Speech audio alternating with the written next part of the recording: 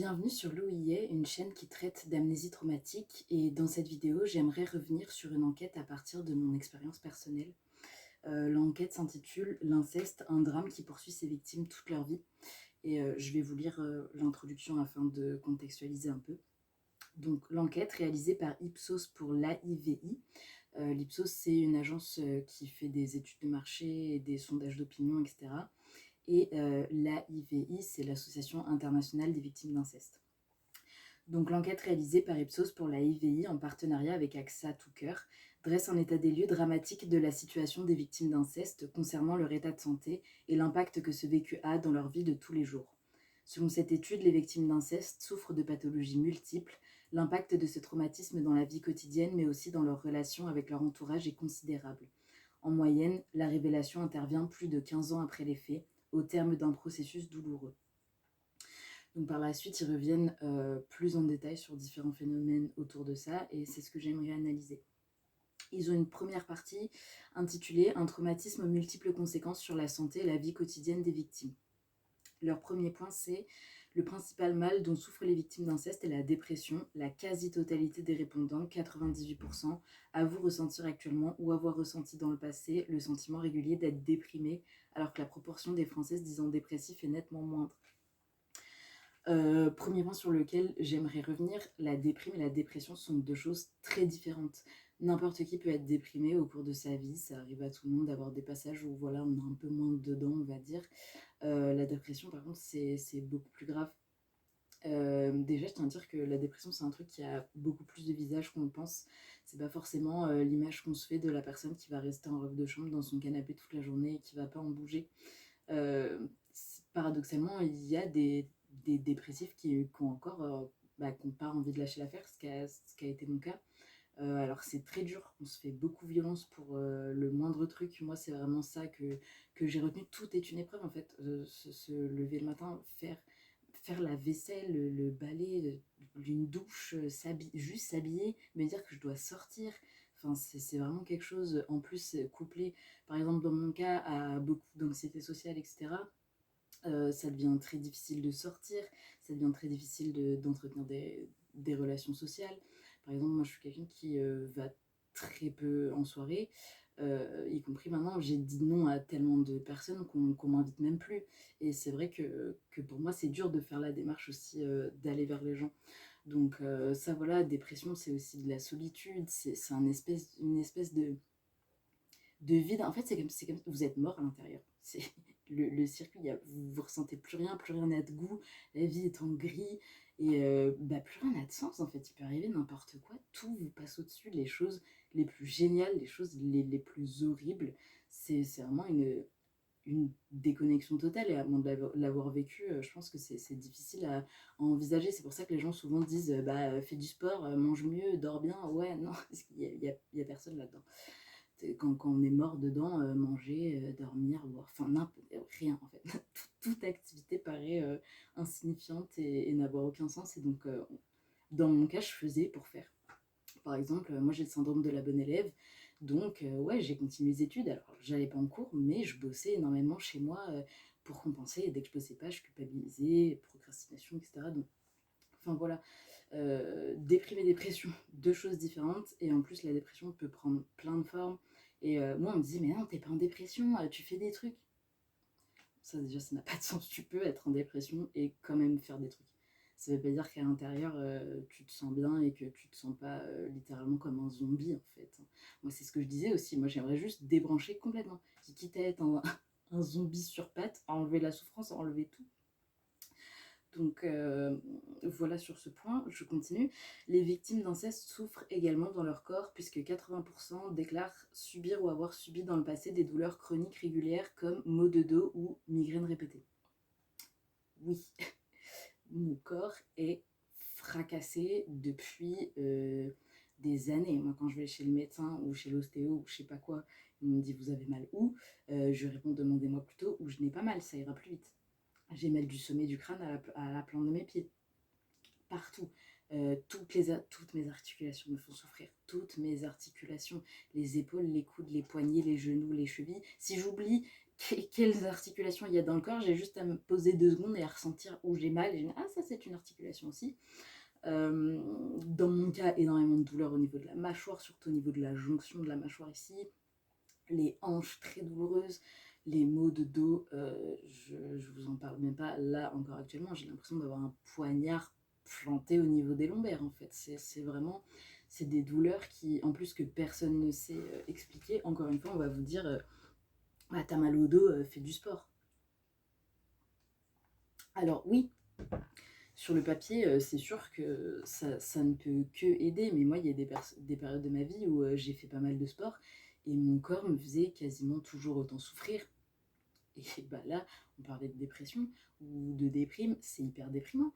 Quand tu as l'impression de faire ce qu'il faut et que juste t'as mal, mais des douleurs à en faire pleurer, on a l'impression d'être fou parce qu'on va chez le médecin, on voit des spécialistes, on fait des radios, les mecs disent bah il n'y a rien. On te fait comprendre que c'est plus ou moins dans ta tête ou c'est plus ou moins, voilà, tu somatises, tu machin. Alors oui, tu somatises carrément, mais, euh, mais voilà, c'est des douleurs qui sont inconcevables et qui sont très dures à expliquer. Moi, quand j'explique ça à 8 piges, il faut que ce soit un spécialiste qui me dise, mais ça, c'est ça, ton corps est dans un état, c'est les personnes à la retraite qui sont dans cet état-là, quoi. Donc voilà, c'est dur à concevoir que ouais, un enfant de 8 ans peut avoir des douleurs que même vous, en tant qu'adulte, vous avez jamais encore ressenties. Donc ça aussi, c'est très compliqué. Et donc écouter son corps, oui, sauf qu'à un moment, quand le corps fait tellement mal, bah, il faut dissocier. Il y a une accoutumance à la douleur, il y a un truc, il y a, enfin voilà, mais en tout cas, les maux physiques, c'est très sérieux. C'est épuisant aussi. On parlait de dépression juste avant, mais quand vous avez mal, quand vous êtes en souffrance physique en permanence, mais l'effet que ça a sur votre psyché est horrible. Moi, je peux pas rester assise, je peux pas me coucher le soir. Aller me coucher, c'est une angoisse parce que je sais que je vais pas trouver une position où je vais pas avoir mal quelque part, quoi. Et tout le temps, quand je m'assois, c'est pareil. Quand je dois rester debout, quand je dois rester assise, n'importe où, première chose que je pense, c'est je vais avoir mal. Comment je vais me mettre, comment je vais machin.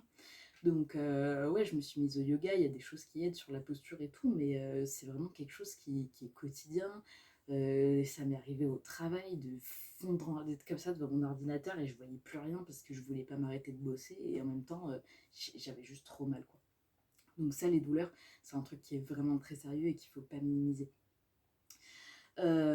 Ensuite, point suivant, elles sont davantage sujettes à des comportements à risque ou à des addictions. Alors en effet, là, il donne le fait de fumer plus de 10 cigarettes par jour en moyenne, boire plus de 3 verres d'alcool par jour ou consommer de la drogue chaque semaine.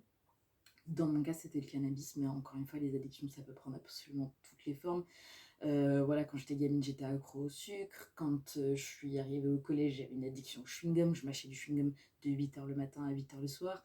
Je suis arrivée au lycée, c'était le cannabis. Là maintenant, je suis à la fac, c'est le café. Enfin voilà, les comportements addictifs, c'est très dur, à gérer aussi parce qu'en plus on se sent faible, ça coûte de l'argent, c'est fatigant d'être addict en fait. Donc là-dessus, voilà. Et 41% avouent également s'automutiler ou l'avoir fait régulièrement.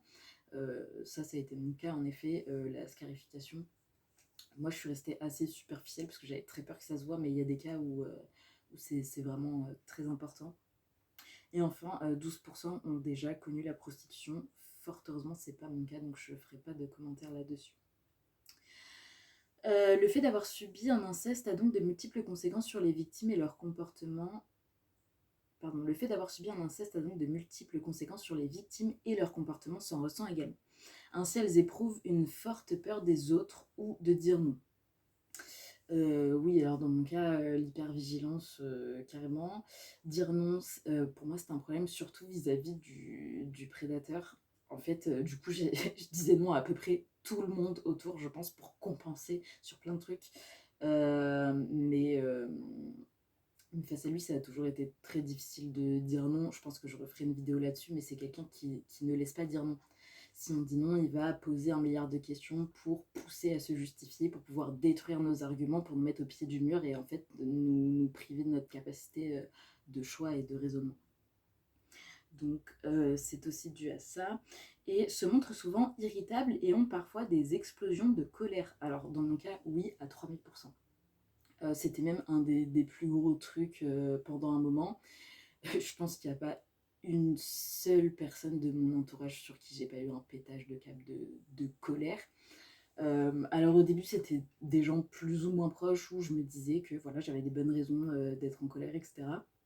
Et bah, en fait plus ça avançait dans le temps, plus ça a été des personnes très proches de moi et que j'aimais énormément comme mon conjoint, mes meilleurs amis, ma grand-mère. Ma grand-mère, c'est vraiment la personne avec qui j'ai toujours eu une relation hyper fusionnelle et c'est quelqu'un qui ne s'énerve jamais contre moi.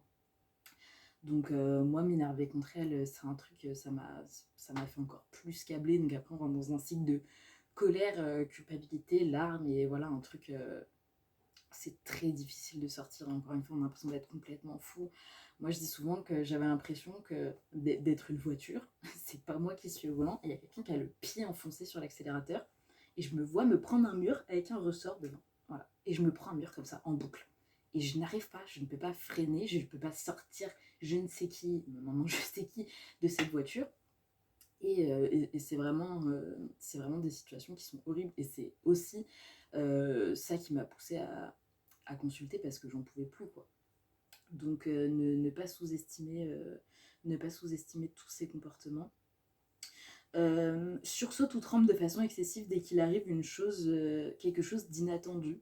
Oui, ça m'arrive très souvent quand il y a un bruit sourd, quand il y a quelque chose comme ça, je sursaute, surtout quand j'étais petite, je sursautais façon démesurée, je criais. Je me faisais beaucoup disputer pour ça parce qu'on me disait que mes réactions, elles étaient excessives et que je surjouais, mais j'avais vraiment peur en fait. Donc les réactions excessives, ça doit poser question en général quand une réaction, elle est trop démesurée, il y a une raison quand même derrière.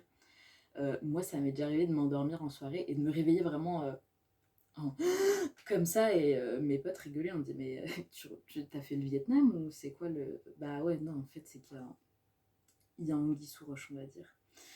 Le fait même de se nourrir est problématique et la très grande majorité d'entre elles souffrent de troubles compulsifs alimentaires comme l'anorexie ou la boulimie.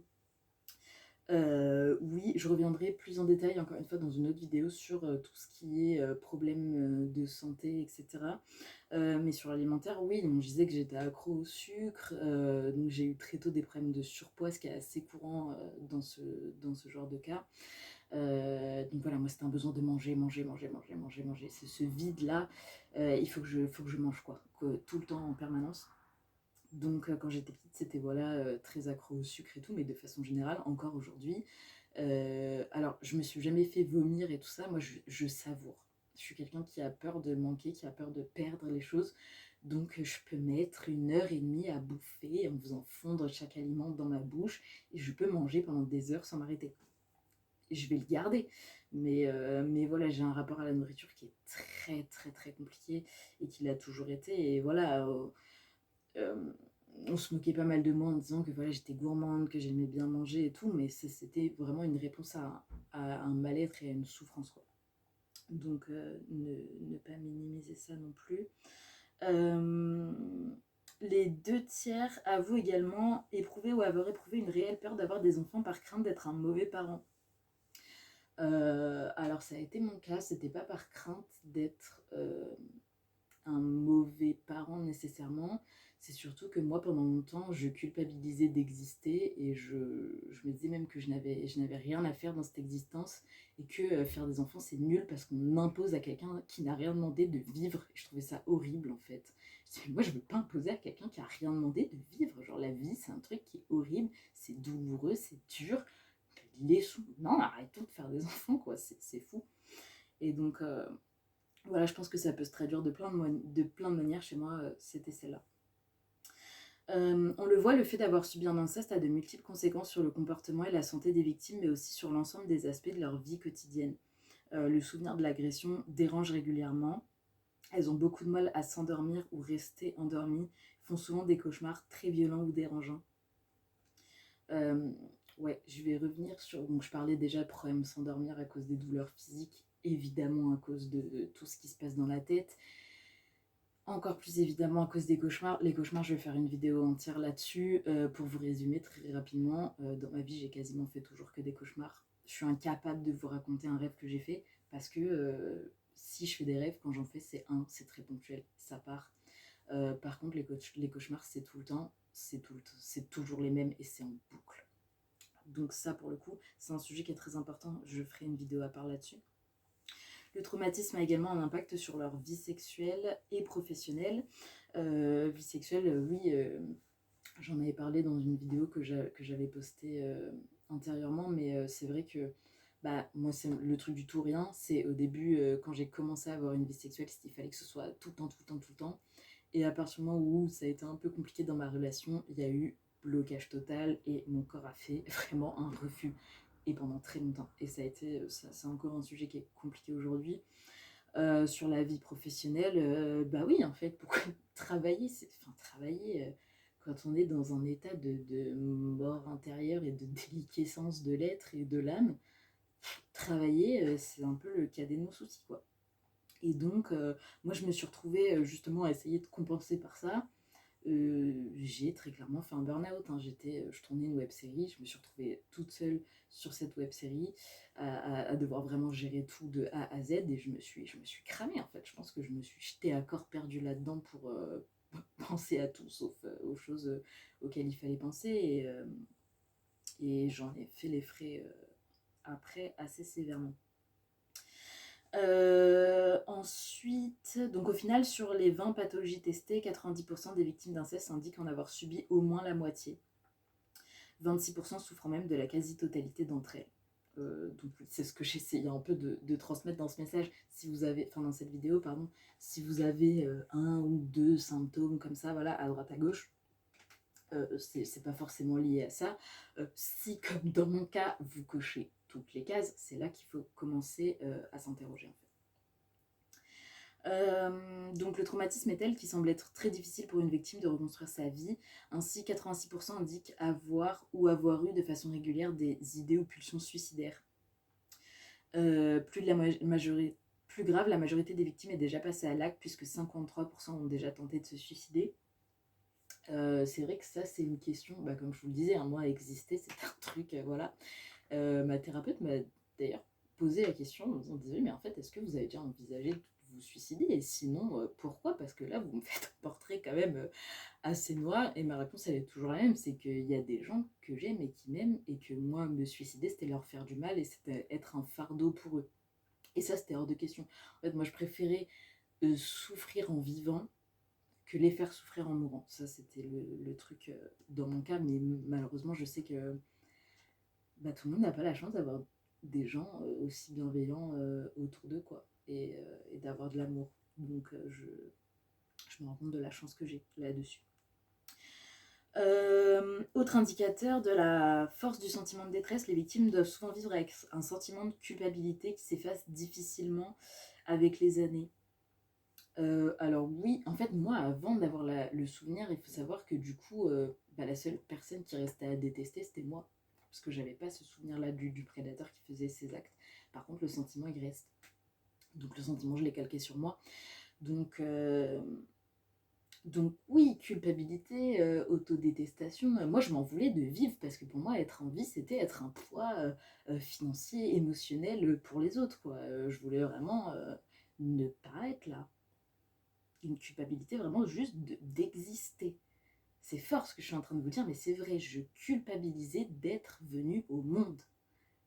C'est grave. Et si c'est votre cas, sachez que très certainement le problème ne vient pas de vous et qu'il y a des gens qui peuvent vous aider.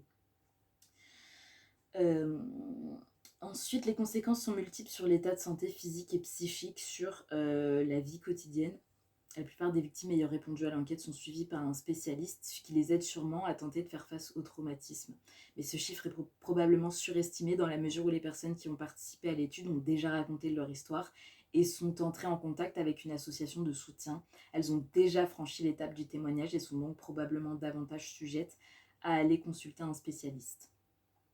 Ben ça oui, c'est aussi pour ça que je fais ces vidéos, c'est parce que je pense qu'il y a encore beaucoup de personnes qui souffrent de ça, qui en ont les symptômes, mais qui n'en ont pas conscience et qui ne peuvent pas ou qui ne savent pas comment demander de l'aide.